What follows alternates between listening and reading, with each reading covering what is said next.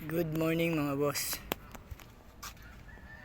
Itong isang truck naman natin ang gagamitin ko na para bukas. Ito naman yung kakargahan ko. Ngayon checkin ko ulit para bukas maging okay na. Ay yung lock nya. Tanggalin natin yung lock. Ayun yung lock nya. Ayan. Ay, mapapansin nyo yung lock. Ganyan niya nakalock. Ito yung sumasabit sa kanya. Medyo mabigat itong buhatin. Wait lang.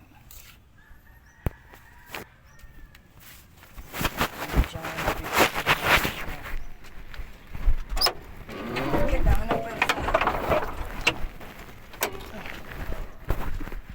Ayan boss, naitaas ko na. Ito yung lock.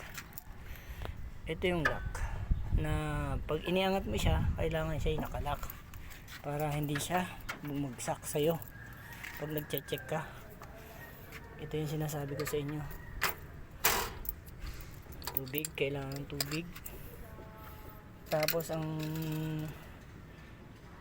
gauge, hindi pare-pares ang gauge ng mga makina tulad nito, gauge stick. Makikita nyo may dalawang dot o dalawang butas. Kailangan wag bababa dun sa pinakahuling butas. Nice.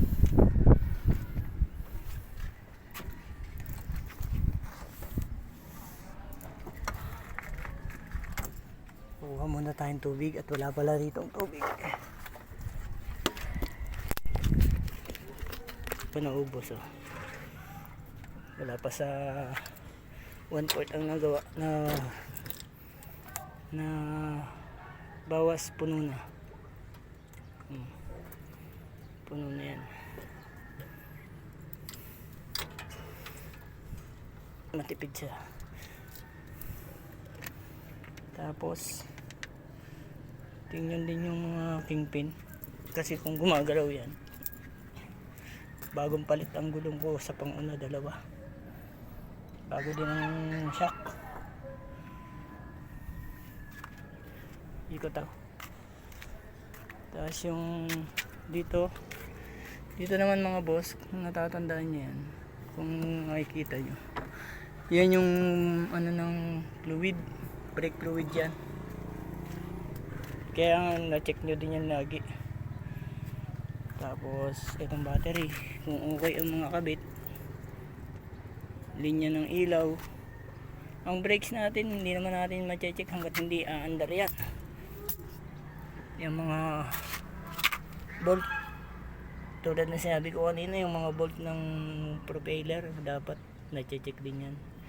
Tsaka yung mga mulye, kung may mga putol, basta na lang malalaglag. Tapos ito ang plaka, numero 1 yan na wag malalaglag. Kailangan naka-secure yung mga bolt nya, at pag dumadaan sa baha nalalaglag. Pati ito okay naman siya. Ito mga ilaw na yan nagana. Kaya sana makatulong sa mga baguhan, lalo na yung experience ko kasi to, kaya gusto kong mabahagi ko din sa mga nagsisimula rin mag-drive ng ganitong mga truck na van, close van na maliliit.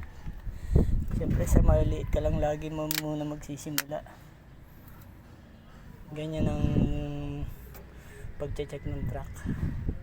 Basta ingatan nyo ito, kailangan nakalock yan.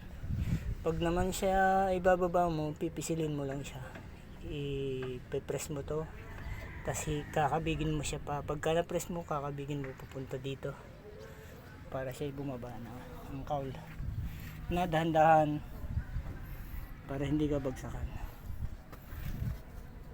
Sana makatulong sa inyo mga baguhan na maging guide ninyo para